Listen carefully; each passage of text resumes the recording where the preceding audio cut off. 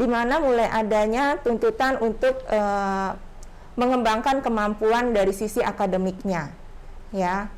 Kemudian mulai juga muncul rasa keberhasilan atas apa yang dicapai oleh anak. Jadi anak mulai timbul perasaan kalau yang baik itu adalah kompeten, yang nggak baik ya mereka merasa tidak kompeten atau tidak mampu.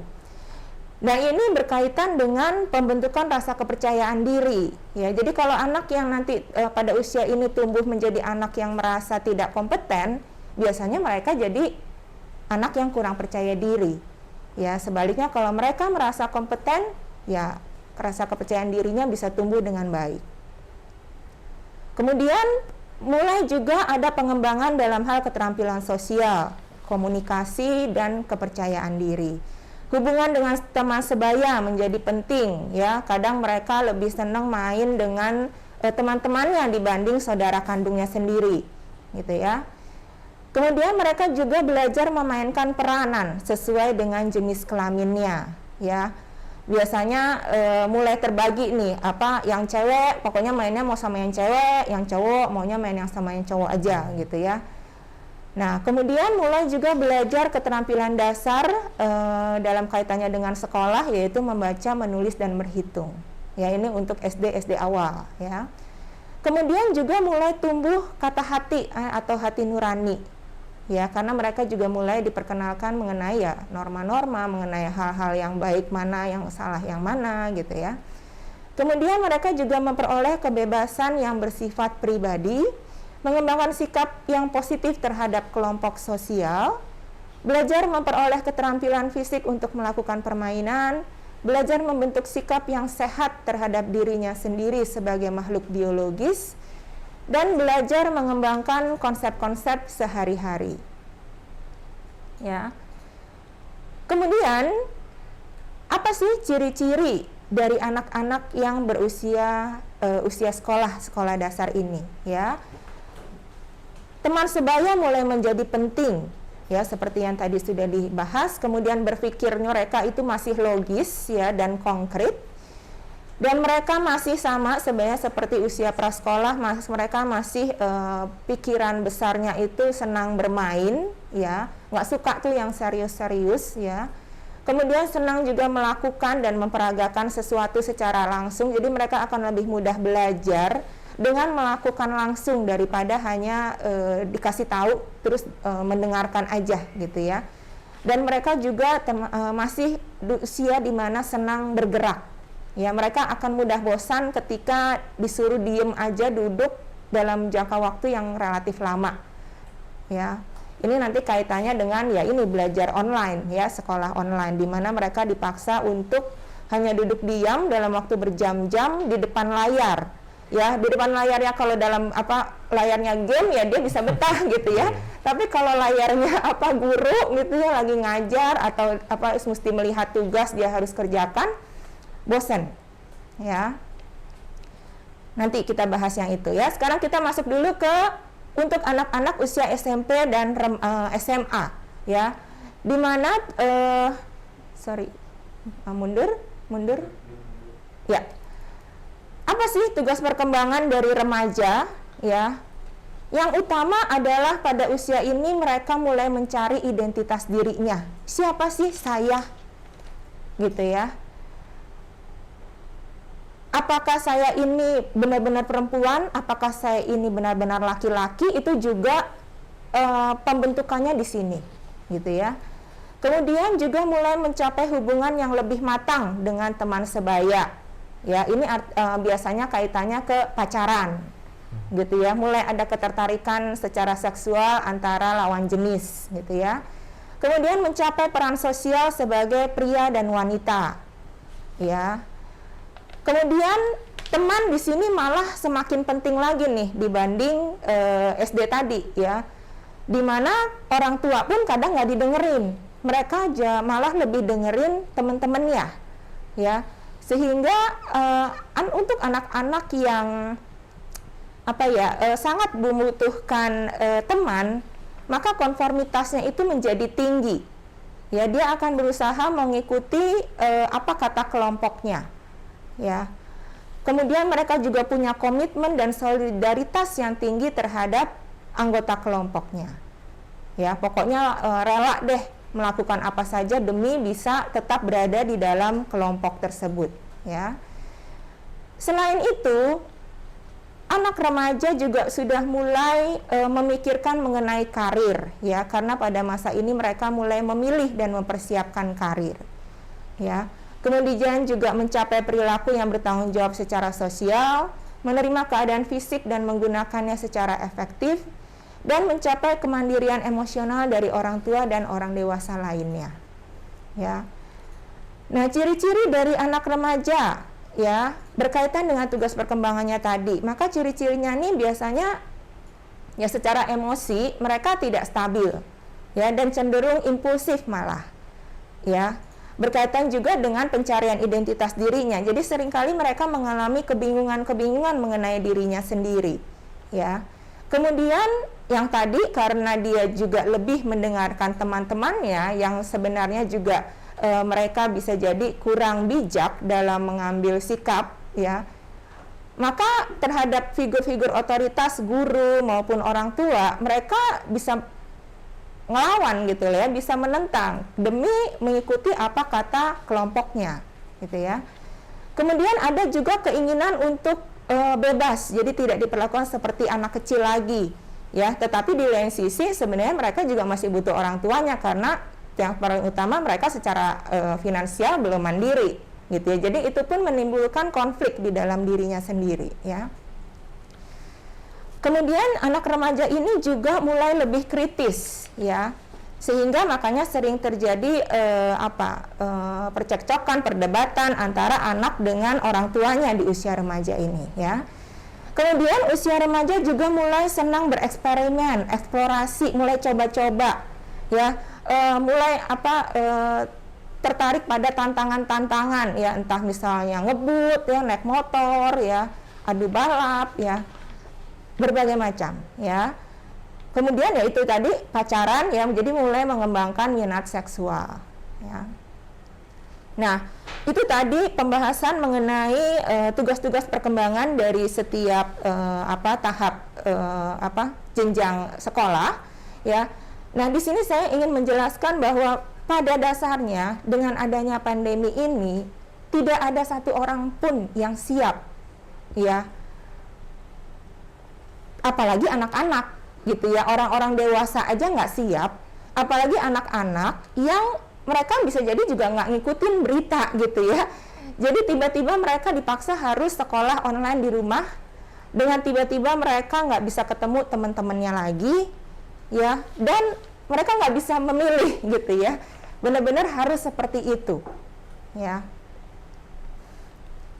Oleh karena itu, ya, ini sangat penting bagi kita semua, ya. Walaupun di sini para pesertanya guru, gitu ya, tetapi saya yakin guru-guru ini pun juga banyak yang orang tua, gitu ya. Oleh karena itu dalam masa pandemi ini, ya, sebenarnya dalam kaitannya dengan sekolah online, peran orang tua sangat penting, ya, dan lebih penting dibanding guru, gitu ya, di dalam menjaga kesehatan mental anak. Ya, tidak hanya saat pandemi saja, ya, tetapi yang juga penting adalah setelah pandemi, ya. Karena apa? Sekolah itu hanyalah kelanjutan pendidikan anak di dalam keluarga, ya. Seperti halnya ketika sekolah offline, ya. Ya, anak kan di sekolah itu ya paling hanya berapa? Mungkin 7-8 jam. Gitu ya, sedangkan dia akan sebenarnya kan lebih lama di rumah, ya. Jadi pendidikan utamanya, pendidikan dasarnya itu sebenarnya tetap di keluarga, ya, di rumah, ya. Oleh karena itu walaupun ini saat ini kondisinya adalah sekolah online, ya, jauh sebenarnya lebih penting lagi peran orang tua di sini, ya, di dalam membantu kesehatan mental anak supaya dapat tetap terjaga dengan baik. Ini langsung itu ya tadi ya.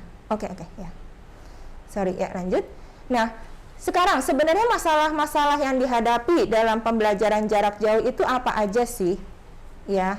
Yang paling utama adalah masalah jaringan, ya. Apalagi untuk di daerah-daerah yang terpencil, ya. Kemudian kuota internet, ya, di mana misalnya itu juga anak-anaknya misalnya berasal dari keluarga yang kurang mampu, ya, itu pun menimbulkan masalah tersendiri buat mereka, ya. Antara sebenarnya tetap mau ikut sekolah tapi nggak bisa, ya, nggak ada jaringan, nggak ada kuota, ya, itu jadi menghambat proses belajar anak. Kemudian karena menggunakan internet, ya, maka mau nggak mau anak secara sengaja gitu ya oleh orang tua dikasih gawai, entah laptop, entah handphone, ya, dan anak bisa dengan sesuka hatinya lah tuh, ya, menggunakan gawai itu, karena pastinya selama proses sekolah online pun tidak mungkin melulu gitu ya,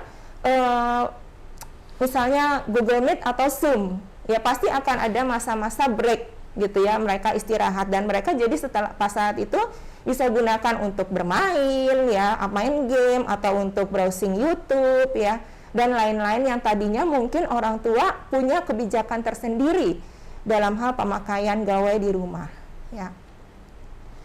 Kemudian situasi di rumah, ya, misalnya kalau rumahnya kecil gitu ya, sehingga tidak ada tempat yang cukup kondusif bagi anak untuk bisa belajar konsentrasi dengan baik, ya. Kemudian atau misalnya di rumah itu ada banyak banyak anggotanya gitu ya, entah ada kakeknya, neneknya, atau misalnya orang tuanya pun juga work from home gitu ya, jadi semua ada di rumah. Mereka misalnya sibuk ngobrol, berisik, ya, anak tidak punya tempat yang cukup kondusif untuk bisa belajar, itu pun mempengaruhi anak dalam belajar, ya.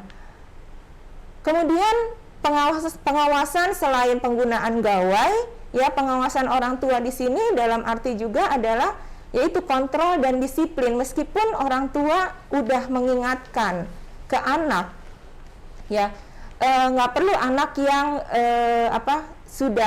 yang masih kecil gitu ya, anak yang remaja aja yang harusnya lebih bisa mengerti, ya, tetap aja meskipun dikasih tahu selama masa sekolah, misalnya jam sekolah, pokoknya jangan pakai internet untuk hal-hal di luar sekolah, ya, tapi tetap aja, ya, orang tua kan nggak mungkin ya ngawasin, ngeliatin, duduk di samping anak terus-menerus untuk mengontrol apa yang dilakukan oleh anak, ya, sehingga hal itu pun sulit untuk dikontrol, ya, sehingga anak pun juga sulit untuk disiplin. Seperti misalnya kalau waktu masih sekolah offline, ada jam masuk sekolah yang jelas gitu ya, dan kalau misalnya sudah lewat dari jam itu pintu ditutup misalnya. Nah, kalau sekarang anak bisa aja bangun udah tinggal 5 menit sebelum absen gitu ya, karena tinggal geser sedikit terus dia udah langsung bisa buka laptop dan dia bisa langsung absen. Sehingga kedisiplinan untuk bangun secara teratur, kemudian mandi dulu, makan dulu, sarapan, itu juga sulit untuk dilakukan, ya. Kemudian masalah lainnya adalah komunikasi antara guru dan siswa, ataupun siswa antara siswa sendiri juga itu menjadi sangat terbatas, ya. Karena seringkali yang terjadi kalau misalnya dalam proses mengajar antara guru dan siswa, seringkalinya akan lebih banyak bersifat satu arah, ya. Dan kemudian kalau siswa dengan siswa itu lebih jarang lagi terjadi, ya, karena dengan waktu yang minim mungkin ya, kuota yang juga terbatas dari pihak sekolah mungkin ya untuk melakukan Zoom atau Google Meet misalnya, maka kesempatan anak dengan anak untuk ngobrol pun juga jadi seringkali tidak ada gitu ya. Seringkali komunikasinya antara guru dengan siswa aja, ya, sehingga sangat-sangat minim interaksi, ya. Kemudian proses pembelajaran pun juga terbatas, ya. Saya yakin guru-guru di sini juga pasti sangat menyadari itu dan juga mengalami kesulitan, ya, karena ya akan jadi kurang interaktif, monoton, siswa juga lebih pasif meskipun misalnya sampai dipanggil nama anaknya gitu ya. Ayo Budi misalnya gitu ya, Apa nih jawabannya? Ya tetap aja, kadang malah bisa jadi ketika dipanggil namanya anaknya nggak tahu di mana gitu ya. Ya itu kan juga nggak bisa dimarahin gitu ya, nggak bisa ada punishment ya, itu yang membuat jadi sulit lah untuk proses belajar bisa berjalan dengan lancar ya. Nah itu tadi masalah-masalah yang berkaitan dengan PJJ. Sedangkan dari sisi anak sebenarnya apa sih yang dialami ya? Yang sudah pasti, kalau misalnya saya ini kan juga punya anak ya, kalau ditanya gimana lebih pengen sekolah datang apa atau kayak begini online, sekolah gitu ya, sekolah ketemu teman-teman ya, kenapa? Bosen gitu ya, itu yang paling utama ya, bosannya minta ampun ya, karena benar-benar dia dipaksa untuk duduk diam dan ngeliatin doang gitu loh, nggak ngapa-ngapain ya, malah lebih banyak tuntutan-tuntutan dalam waktu sekian menit mesti ngerjain ini, harus selesai, kumpulin gitu ya. Itu juga malah makin membuat mereka, aduh apa sih gitu ya, udah suruh diem ya, nggak banyak gerak, tapi juga tugas-tugasnya juga banyak gitu ya, sehingga selain membuat bosan juga mereka lelah ya, lelah baik secara fisik maupun secara mental sebenarnya ya. Fisik lelah kenapa? Ya apalagi kalau tipe anak-anak yang orang tuanya tidak terlalu banyak memperhatikan ya, dimana ya itu tadi banyak terjadi anak itu baru bangun 5 menit atau bahkan 1 menit sebelum absen gitu ya, sehingga ya dia memang tidak banyak gerak ya, dan itu kan nggak sehat sebenarnya ya. Atau ada juga sekolah-sekolah di mana yang mengadakan sekolah online-nya itu full benar-benar full online, yang artinya pertemuan terus dengan Google Meet ataupun dengan Zoom ya, tidak ada misalnya Google Class gitu ya. Jadi dari jam 8 pagi sampai jam 1 siang itu full. Itu benar-benar sangat melelahkan, di mana anak juga dipaksa untuk menatap layar terus-menerus ya. Mata juga lelah gitu ya. Kemudian selain itu anak juga jadi cenderung santai ya, meremehkan ya, males juga gitu loh, karena ini juga nanti kalau misalnya ada kuis atau ada ulangan, nanti juga bisa ngeliat gitu ya, karena kan nggak ketahuan gitu kan. Atau menunda-nunda tugas ya, dimana misalnya serba salah ya, guru ngasih tugas yang deadline-nya pendek, anak stres gitu ya, tapi kalau misalnya deadline-nya panjang, misalnya seminggu gitu ya, ya ditunda-tunda. Akhirnya juga tetap aja dikerjainnya last minute gitu ya, serba salah memang ya. Dan ini juga makanya di mana anak jadi kurang ada komitmen ya. Seperti kalau sekolah mengadakan ujian tengah semester, ujian akhir semester, saya yakin nilai itu pun nggak benar-benar valid gitu ya. Pasti akan banyak bias-biasnya gitu ya. Entah itu dibantu orang tuanya, entah itu anak ngelihat dari Google gitu ya, gampang kan tinggal browsing gitu ya. Atau misalnya nyontek dari buku cetak ya. Dibutuhkan benar-benar hati nurani yang baik dalam diri anak ya, sudah ditanamkan hati nurani bahwa menyontek itu salah ya, berdosa lah gitu ya, baru kemungkinan anak nggak akan nyontek. Tapi kalau kita tidak tanamkan itu ya, misalnya orang tua belum sempat menanamkan itu ya, anak pasti akan, yang penting gue dapat nilai baik gitu kan ya, seperti itu. Kemudian yaitu ruang gerak terbatas ya, anak benar-benar hanya sebatas di meja dan kursi gitu ya, hanya segitu aja ya, nggak bisa banyak gerak. Biasanya yang di sekolah itu dia bisa jalan-jalan, nyamperin temennya, ngobrol gitu ya, itu sekarang nggak ada sama sekali gitu ya. Nah kemudian juga faktor orang tua yang lebih sering menegur dan memarahi anak ya, yaitu karena anak bisa jadi ketika ditengok orang tuanya, tau-taunya lagi ngelihat YouTube gitu ya, kok nggak sekolah, lagi istirahat gitu ya. Atau misalnya lagi ada tugas, ditanya, ini lagi ngapain, ada tugas nggak? Ada. Kok ini ngelihat YouTube nanti gitu. Pokoknya anak pun jadi cenderung males ya dan meremehkan, dan itu sehingga membuat orang tua pun jadi dikit-dikit kalau ngelihat anaknya seperti itu ya ngomelin ya, akhirnya hubungan antara anak dengan orang tua pun jadi nggak baik gitu ya.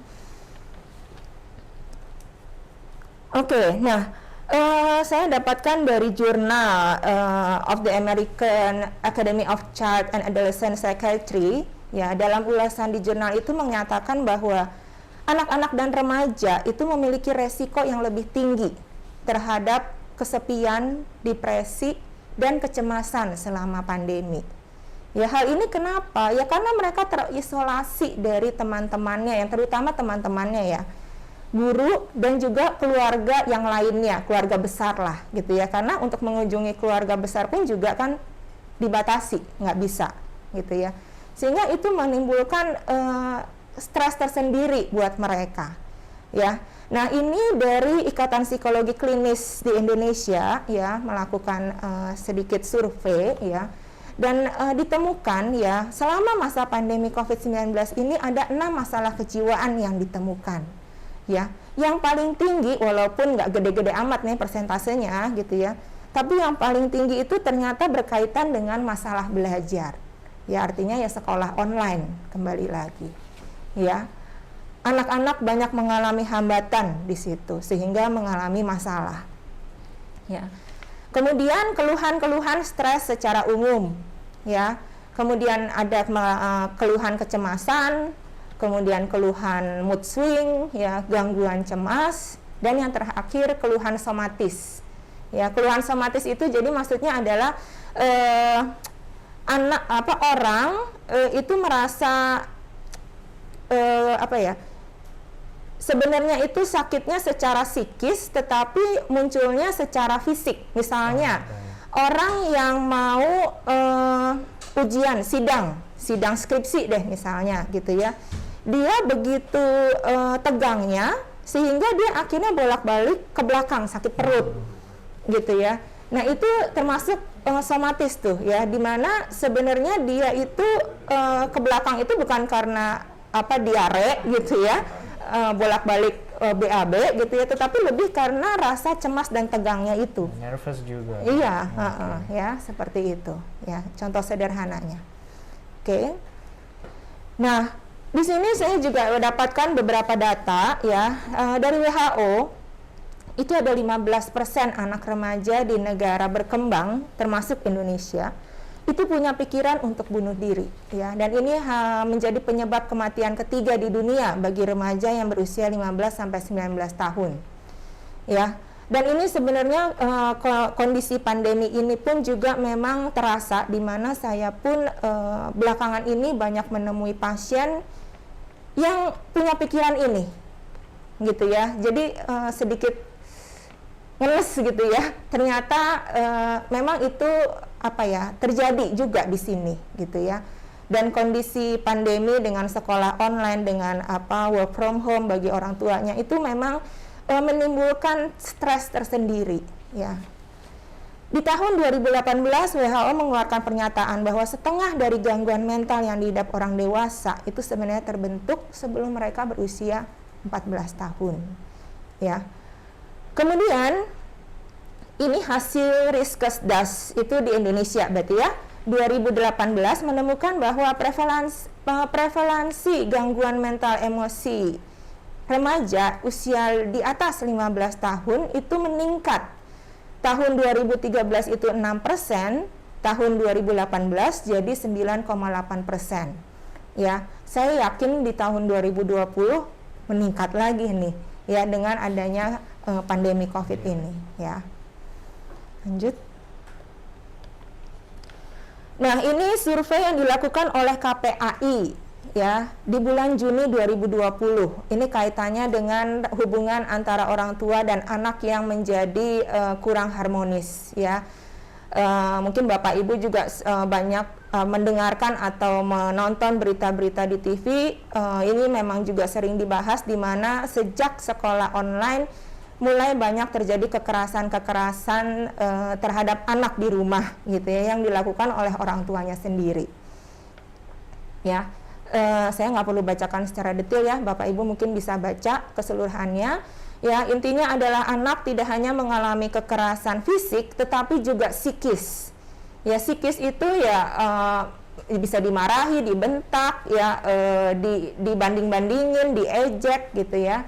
dan memang sebagian besar pelakunya itu adalah ibu gitu ya.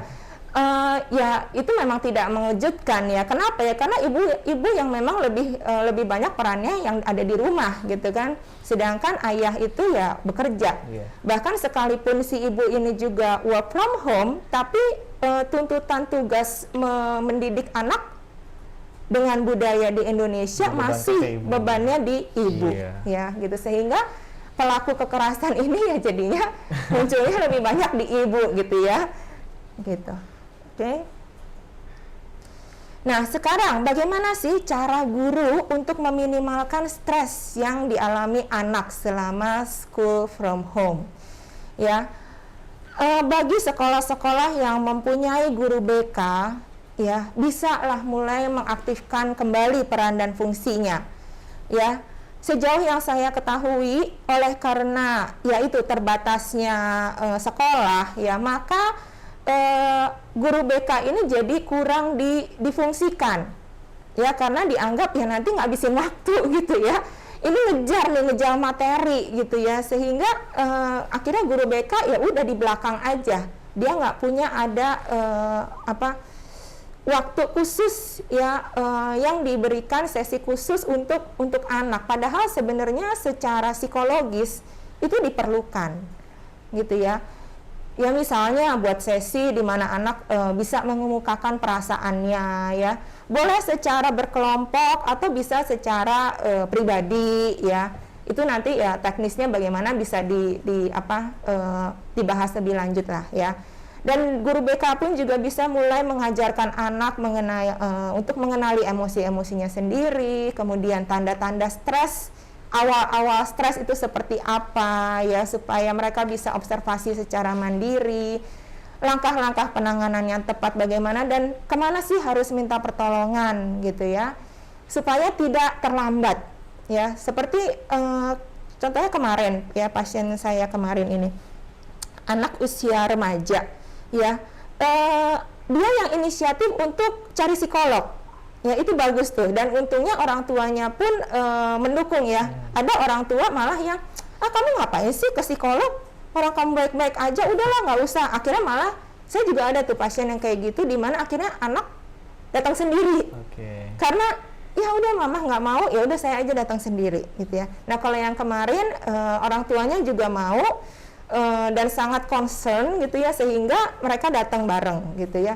Dimana anak merasa, aduh kalau saya lihat di Google ya, Bu, kayaknya nih ciri-ciri saya ini mengarah ke sini gitu ya. Mereka sampai mau cari tahu. Nah itu yang tadi saya katakan ya, kalau bisa mereka diberitahu tanda-tanda stres itu apa ya, sehingga mereka bisa mengobservasi dirinya sendiri gitu loh. Sehingga sebelum sampai semakin parah, mereka udah minta pertolongan terlebih dahulu, seperti itu ya. Sehingga kemarin yang anak remaja itu benar-benar butuh kepastian, saya benar-benar punya gangguan mental atau enggak gitu. Ya. Iya, karena butuh pasti lah. Sebenarnya saya ini kenapa gitu ya. Nah setelah itu juga bisa juga guru BK mengajarkan sebenarnya bagaimana sih mengelola stres. Stres itu sebenarnya kan bukan sesuatu yang harus dihindari ya. Setiap manusia dalam hidup itu pasti stres ya, bahkan sepanjang hidupnya ya. Orang yang nggak stres itu orang yang sudah meninggal gitu ya. Tetapi stres seperti apa yang harusnya dimiliki oleh kita ya supaya produktif ya. Jadi kalau stres itu sebenarnya ada dua, ada eustress, ada distress. Eustress ini adalah stres yang positif ya, di mana seseorang apabila mengalami eustress, dalam kondisi eustress, maka dia biasanya performanya akan lebih optimal. Gitu ya. Ketika misalnya orang seperti gini, orang yang kalau tidak dalam hidupnya dihadapi tantangan-tantangan, ya gimana dia bisa berkembang?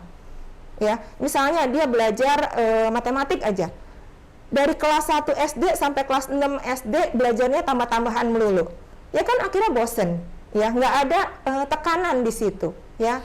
Sehingga ketika diberikan tambahan-tambahan kesulitan, memang pasti anak mengalami stres. Tetapi sejauh dia bisa mengelola itu menjadi eustress.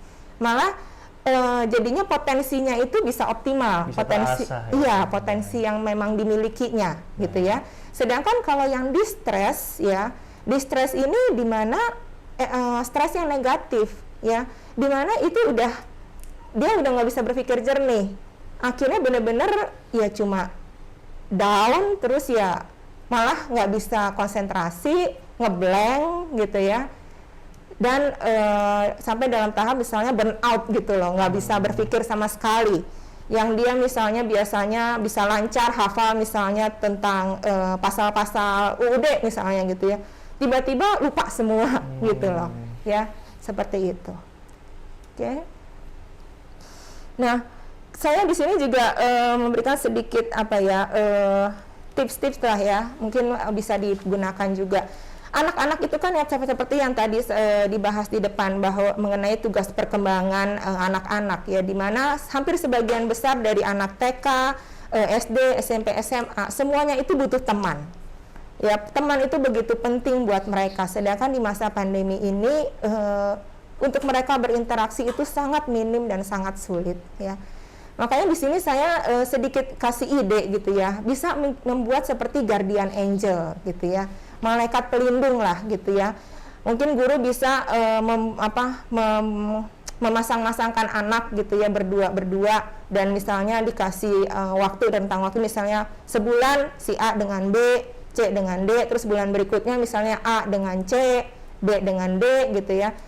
Untuk mereka saling memberikan dukungan atau perhatian ya, bahkan misalnya bisa juga memberikan kata-kata semangat, kata-kata motivasi gitu ya, sehingga masing-masing anak pun merasa wah masih ada loh temen yang perhatiin saya gitu loh ya, walaupun cuma satu gitu ya, tapi paling tidak itu sedikit membuka hati dan perasaan mereka, temennya masih ada lah, mereka masih punya temen gitu ya. Kemudian ini dalam kaitannya juga untuk bisa meredahkan supaya tidak terlalu stres ya. Anak-anak ini juga perlu diajarkan mengenai nilai-nilai dan keterampilan hidup ya. Keterampilan hidup misalnya kaitannya dengan untuk berempati dengan orang lain, toleransi ya, caring, sharing, helping others gitu ya. Meskipun misalnya nggak bisa bantu ke panti asuhan misalnya ya, paling enggak misalnya nyisihkan uang tabungannya sedikit, nanti orang tuanya yang ngedrop misalnya. Tetap ada aksi-aksi seperti itu, di mana anak pun perlu dikasih tahu bahwa di dunia ini masih banyak yang jauh lebih tidak beruntung lah ya dibanding mereka gitu ya, sehingga mereka pun jadi tidak meremehkan ya, merasa semuanya sudah terpenuhi, apalagi buat keluarga yang misalnya cukup punya gitu ya, kamar setiap anak misalnya anak ada 5 gitu ya, kamarnya masing-masing punya gadget sendiri, udah tuh seharian bisa nggak keluar ya dengan sekolah online seperti ini. Jadi semakin individualis ya anak-anak gitu ya. Itu kaitannya dengan norma hidup ya. Kemudian kalau keterampilan hidup ya, karena anak-anak ini juga selalu di rumah ya, mungkin kalau dulu anak-anak sekolah kemudian ada les, mungkin mereka di rumah itu udah malam. Bisa banyak yang saya temuin tuh anak tuh sekolah dari jam 7 sampai jam 4 sore, lanjut les jam 5 sampai jam 7 malam. Jadi benar-benar baru di rumah tuh udah malam, sehingga seringkali ya udahlah, kita nggak mungkin nih ngasih tugas-tugas rumah tangga ke mereka, karena mereka benar-benar udah lelah pasti gitu kan. Nah, dengan mereka ada di rumah terus, mulailah libatkan mereka ya, itu juga sangat berguna untuk keterampilan hidup mereka, survival juga gitu ya. Gimana sih caranya cuci piring yang benar gitu ya, supaya bisa nyiapin makan sendiri, cuci pakaian sendiri ya. Bahkan misalnya kalau dia suka main sepedanya bocor atau kempes, gimana sih cara pompanya gitu ya, supaya juga lebih mandiri. Dan ini dengan seperti ini anak juga tumbuh rasa percaya diri, itu juga membantu mereka untuk berkembang menjadi lebih baik gitu ya. Nah, agar kegiatan belajar di rumah ini juga tidak membosankan ya. Kadang mungkin guru di sekolah juga perlu sedikit memaksa dalam tanda kutip ya, ini juga pasti anak bakal malas gitu ya. Misalnya dikasih project atau tugas ya. Coba dong kamu share misalnya dalam bentuk cerita, foto atau video ya, kegiatan yang kamu lakukan dalam mengisi waktu luang kamu selama di rumah. Gitu ya. Selain paling enggak ada tambahan informasi bagi guru untuk mengetahui ini anak sebenarnya produktif nggak sih kegiatan sehari-harinya gitu ya, atau bagaimana sih. Nah, supaya juga jadi feedback juga bagi orang tua. Kalau misalnya ternyata nih anak sehari-hari itu cuma megang handphone terus gitu loh ya, ternyata dia nggak, waktu luang pun juga dipakai untuk handphonean terus ya, seperti itu. Jadi diajak supaya anak paling enggak mulai bisa berpikir keluar gitu loh, nggak cuma megang gawai aja gitu ya. Kemudian guru sebenarnya juga bisa membantu, ini khususnya untuk anak-anak usia TK sampai SD sih ya, dimana dalam pemberian materi pelajaran itu bisa dengan cara belajar sambil bermain. Ya, beberapa guru memang sudah yang banyak yang menggunakan ini ya. Jadi dengan bantuan aplikasi ya, ada aplikasi game-game yang bersifat edukatif ya, seperti Quizizz, Kahoot ya, atau soal ujian SD dan sebagainya, di mana bentuknya seperti permainan tetapi itu edukatif gitu ya. Kemudian ini juga yang nggak kalah pentingnya, minta anak untuk menyempatkan diri melakukan aktivitas fisik setiap hari. Ini juga memang buat guru olahraga itu memang sedikit sulit ya, dia mau ngajar gitu ya, gimana caranya gitu ya. Paling enggak minta anak kirim video untuk melakukan kegiatan olahraga gitu ya, tapi paling enggak kan cuma keperluan buat video aja gitu ya, habis itu ya dia nggak ngapa-ngapain lagi. Nah, saya nggak tahu entah misalnya buat semacam anak disuruh membuat jurnal aktivitas fisik setiap hari gitu ya. Tapi yang penting mintalah ya, karena itu benar-benar nggak sehat ya. Nanti bisa jadi tahun depan banyak anak-anak obesitas gitu ya. Udah, karena itu udah pasti ya, dimana anak udah di rumah aja nggak ngapa-ngapain, setiap ada waktu kosong larinya kemana? Seringnya larinya kalau nggak megang handphone ke meja makan. Ada makanan apa gitu ya? Akhirnya banyak nyamil ya, banyak nyamil, kemudian nggak banyak gerak ya. Ya udah ya, itu sangat-sangat nggak sehat ya. Kalau bisa makanya jangan sampai terjadi seperti itu. Tapi kembali lagi, sebenarnya ini peran-peran ini lebih banyak yaitu tugas dari orang tua. Guru sebenarnya nggak terlalu banyak bisa menolong di sini, tapi paling tidak memberikan insight-insight itu bisa ya. Nah, strategi guru dalam PJJ ya, kalau bisa ya guru jangan terlalu streng lah ya, dan memang dalam proses belajar di sekolah online ini memang tidak bisa berpatokan atau standar seperti sekolah offline ya. Jadi memang harus menurunkan standar ya, dan benar-benar harus bisa memilah-milah materi-materi yang penting, yang utama aja gitu loh yang disampaikan ya, supaya ya tidak habis juga untuk mengejar-ngejar materi ya.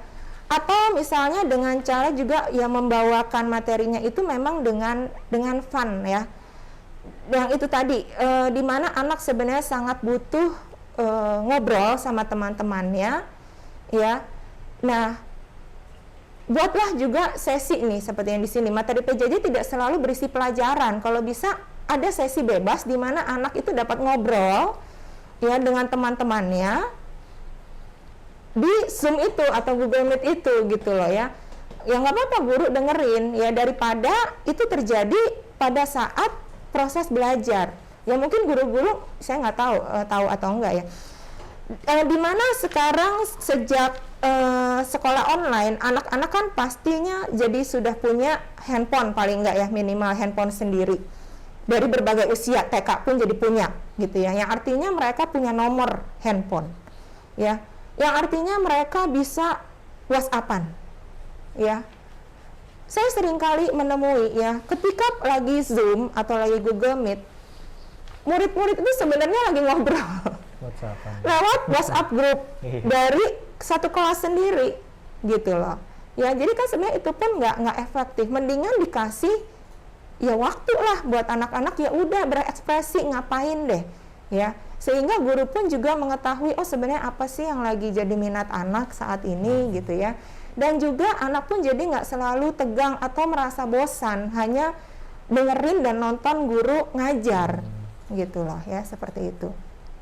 Kemudian diupayakan dalam memberikan pengajaran, guru juga mampu memberikan penjelasan yang sifatnya aplikatif, ya, sehingga anak tahu kenapa sih saya mesti belajar materi ini, ya, emang nantinya kepake, gitu loh, ya.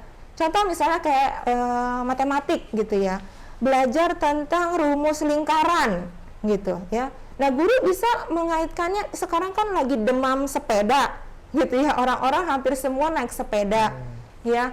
Nah, itu kan bisa misalnya jadi dibuatkan soal cerita.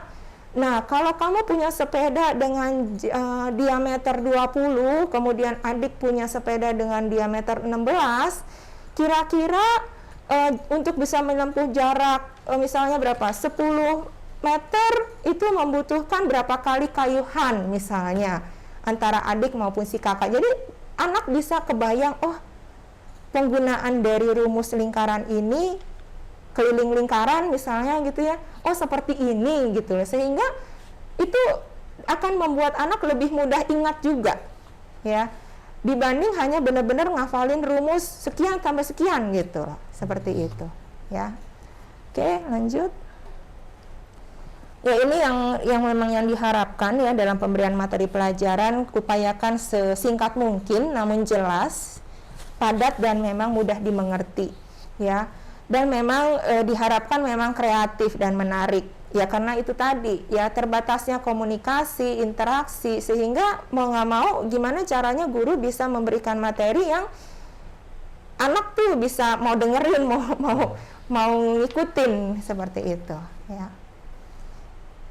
Oke, ini sedikit kesimpulan saja ya. Jadi kesehatan mental yang baik itu adalah di mana anak mampu menjalin hubungan dengan teman sebaya ya maupun orang dewasa. Kemudian dia mampu menikmati dan memanfaatkan waktu luangnya dengan produktif.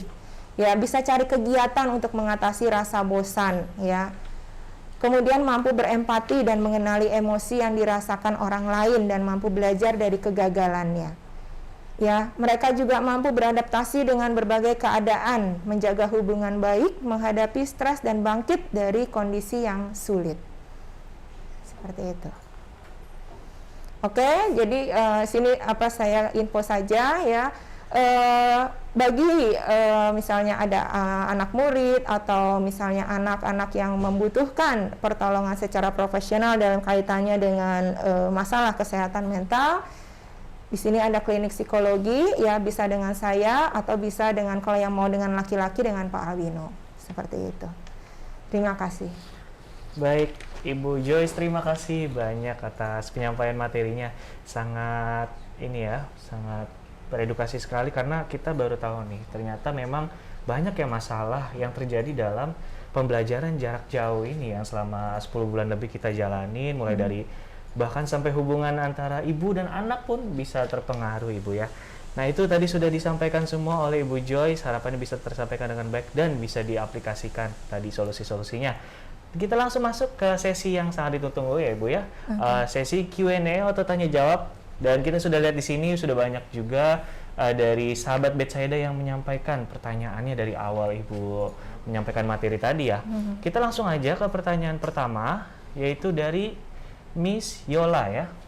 Selamat sore Ibu Joyce, saya mau bertanya, bagaimana cara menasihati anak usia 17 sejak sekolah online PJJ, jam belajarnya jadi menurun, tidur jadi menjelang pagi walaupun semua tugas dikerjakan tepat waktu sesuai instruksi guru yang dikirim by Google Classroom.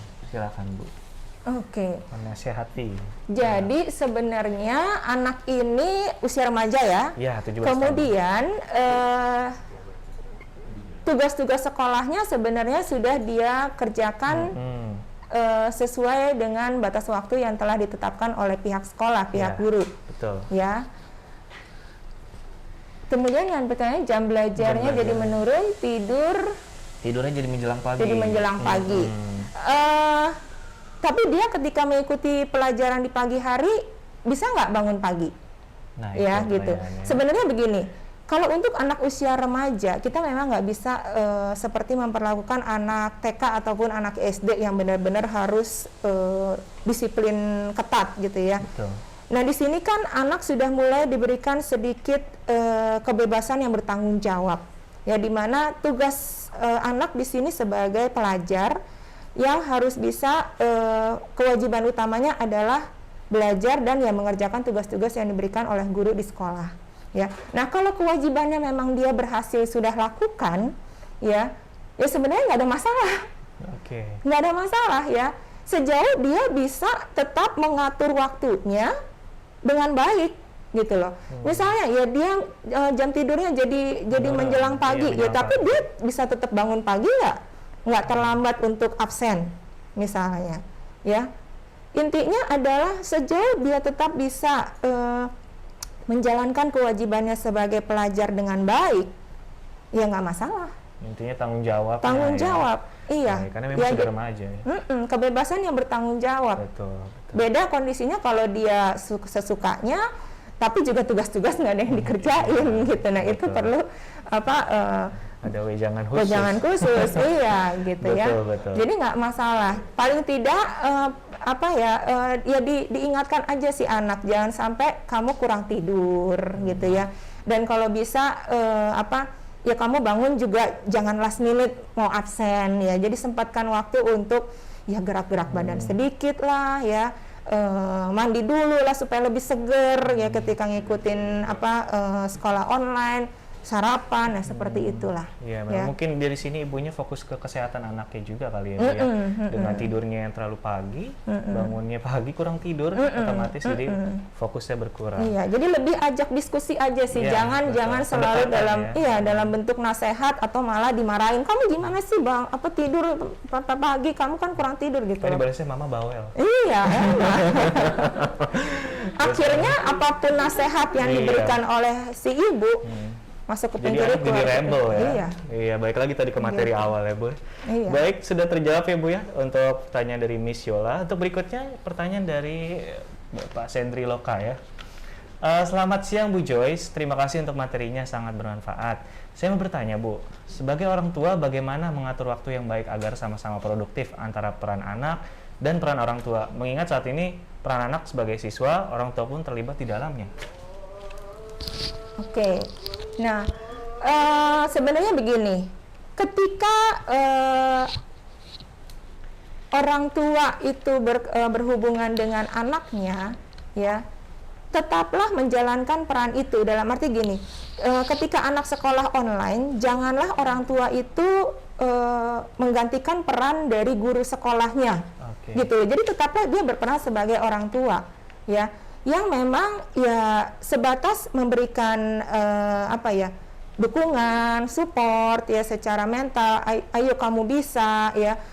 Apa yang kamu kesulitan sini ayah bantu gitu loh. Bukan lebih pada misalnya kayak banyak sekali terjadi di mana orang tua jadinya juga berantem dengan anak ketika apa yang diajarkan oleh guru itu beda dengan yang diajarkan oleh orang tua. Betul. Gitu loh, sehingga anak juga kekeh, enggak yang diajarin itu begini gitu kan. Tapi orang tua, ya udah kalau gitu nggak usah diajarin, ngapain nanya-nanya. Akhirnya kan nggak ada solusi gitu ya. Jadi lebih baik mendingan tetap aja orang tua berperan sebagai orang tua, jangan berusaha menggantikan peran guru. Betul. Gitu ya. Dan ya berikan perhatian yang memang dalam porsinya peran dia sebagai orang tua. Ketika anak memang kesulitan, ya udah mana, aduh kayaknya mama nggak ngerti deh nih kalau caranya kayak gini, coba deh kamu mungkin bisa tanya teman kamu misalnya ya. Jadi bantu solusinya yang juga nggak jadi menimbulkan konflik. Seperti itu, kayak gitu sih ya. Jadi memang ini ya lebih fokus untuk jadi pendengar saja dan memberikan motivasi ya Bu ya. Baik, itu sudah terjawab dari pertanyaan dari Bapak Sendri Loka. Untuk berikutnya pertanyaan dari Ibu Anneke Dwi Saputri ya. Selamat sore Bu Joyce, saya mau bertanya bagaimana tips membangkitkan semangat dan fokus anak yang sekolah online dalam pandemi ini untuk anak sekolah dasar khususnya ya, karena dituntut dengan tugas-tugas yang numpuk dan deadline dari guru dan sekolah. Terima kasih. Udah kayak orang kantoran deadline ya. Iya, makanya kalau ini kan memang kalau berkaitan dengan banyaknya tugas sebagai orang tua sulit juga ya. Sebenarnya itu juga mungkin bisa disampaikan ya masalah ini kepada pihak sekolah ya, kira-kira bagaimana nih dalam hal pemberian tugas yang banyak ya, apakah misalnya deadline-nya diperpanjang atau misalnya masing-masing guru mata pelajaran ya saling koordinasi lah, jangan sampai semua mata pelajaran ngasih tugas akhirnya ya terasa menumpuk bagi anak gitu loh ya. Jadi kembali lagi makanya penekanan yang tadi saya katakan, tolong jangan membuat standar bagi guru ya yang sama seperti sekolah offline gitu loh ya. Memang harus diturunkan karena ya banyak keterbatasan dengan sekolah offline online seperti ini gitu loh. Jadi carilah fokus inti-inti materi yang penting-penting saja ya, sehingga kembali lagi dengan tidak adanya tugas yang banyak, sebenarnya anak pun sudah stres dengan sekolah online ya, apalagi dengan adanya tugas-tugas yang menumpuk, apalagi dengan deadline yang mepet ya. Saya juga memang ada tuh anak SMA sampai nangis-nangis karena nggak ngejar. Hampir semua mata pelajaran ngasih tugas dengan deadline yang sama, sehingga dia akhirnya bingung mau prioritasin yang mana gitu loh. Guru kadang jadinya nggak mau tahu, nggak mau pusing gitu loh. Benar-benar. Ya seperti itu ya. Baik, sudah terjawab dari pertanyaan dari Ibu Anneke ya. Berikutnya pertanyaan dari siapa berikutnya? Dari Dr. Abdul Hanan. Baik, sore Bu, mau nanya gimana kiat-kiat untuk anak-anak agar lebih banyak belajar dan mudah diarahkan untuk belajar, di mana anak-anak sekarang lebih banyak nonton TV atau main game. Silahkan Bu, kira-kira gimana? Iya, kuncinya itu tadi ya, bagaimana membuat anak melihat belajar itu sebagai sesuatu yang menyenangkan ya, seperti nonton TV. Sebenarnya itu juga bisa jadi ajang proses belajar kok. Ajak dia nonton TV, misalnya nonton berita ya, dampingi dia ya. Jadi nggak melulu juga itu sebagai hal yang negatif sebenarnya ya. Main game ya, ajak main game yang misalnya edukatif ya. Nah kemudian gimana sih sebenarnya supaya dia benar-benar mau diarahkan untuk belajar. Kitanya pun juga kalau bisa tidak hanya berfokus gini, orang tua ya zaman sekarang itu masih saja berfokus pada nilai. Pokoknya nggak peduli kamu belajarnya gimana, mama papa nggak peduli, yang penting kamu dapat nilai 100 ya. Bahkan 99 pun itu masih dimarahin. Saya nemuin orang tua yang kayak gitu. Itu gimana anak nggak stres gitu loh ya. Akhirnya dia bisa jadi udahlah masa bodoh, malah bisa begitu, atau tetap dia berusaha belajar dengan keras tapi pas saat tes terjadi ngeblank. Itu juga bisa ya. Makanya intinya adalah gini, anak-anak itu sudah stres gitu ya. Jadi kalau bisa buatlah suasana belajar yang menyenangkan, yang nyaman, sehingga dalam proses penyerapan belajar materi-materi pelajaran pun dia nggak terasa berat seperti itu ya. Apalagi kalau untuk anak-anak yang usianya masih dini ya, usia dini, itu kan banyak sekali cara-cara yang sebenarnya fun ya. Misalnya belajar baca ya sambil ngelihat produk snack gitu ya. Apa nih, kan ada tulisannya gede gitu ya, dari judul snacknya gitu. Dari situ misalnya, enggak seperti ayo kamu duduk ya di kursi, ini meja, ayo kamu baca nih nama gitu. Belajar membacanya seperti itu kan nggak menyenangkan buat anak ya. Padahal tujuannya sama, mau ngajarin anak belajar membaca. Nah, ya itulah kita yang memang harus bisa berpikir kreatif lah ya, out of the box gimana. Karena kita sendiri pasti juga bisa mengukur, kalau caranya gini gua aja bosen gitu loh ya. Ini mesti gimana ya supaya anak nangkep ya.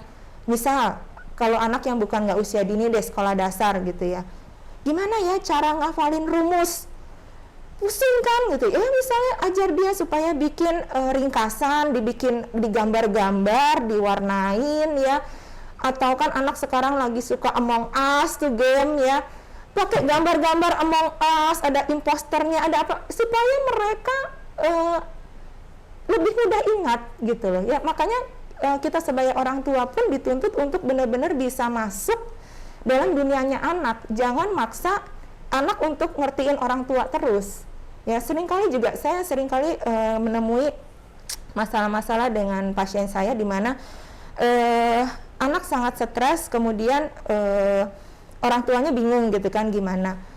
Saya seringkali cuma ngomong ke orang tuanya begini, anak itu nggak pernah jadi orang tua ya, tapi orang tua pernah jadi anak. Betul. Ya, jadi sebenarnya yang harus lebih bisa mengerti itu siapa? Orang tuanya. Orang tua. Betul.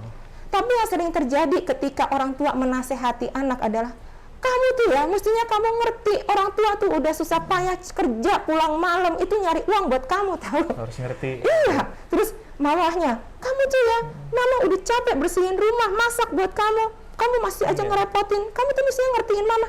Ya nggak ngerti lah emang gitu loh ya. Jadi jangan sampai orang tua yang memaksa anak untuk ngerti kondisi. Tetapi orang tua lah yang harus bisa mengerti apa yang sedang dialami, apa yang sedang terjadi pada anak, seperti itu. Baik, terima kasih Ibu Joyce.